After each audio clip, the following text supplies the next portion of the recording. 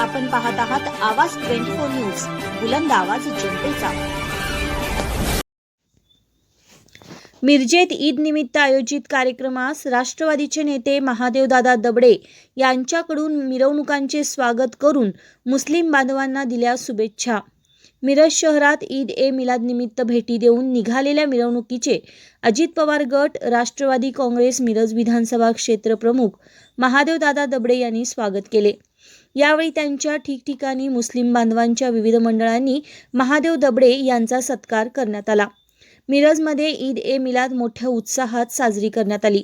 या निमित्ताने मिरज शहरामध्ये मुस्लिम बांधवांच्या वतीने भव्य मिरवणूक काढण्यात आली। यावेळी शहरातील हजारो मुस्लिम बांधव आणि तरुण मोठ्या संख्येने सहभागी झाले होते।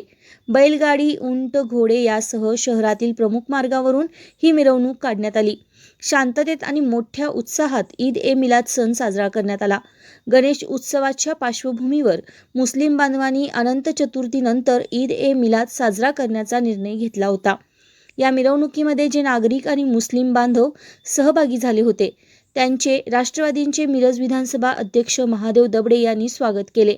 यावेळी त्यांनी येणाऱ्या मिरवणुकीत सहभागी होऊन सर्वांना शुभेच्छा दिल्या।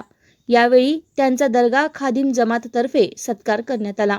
आवाज 24 साठी वृत्तनिवेदिका माधुरी मेस्त्री।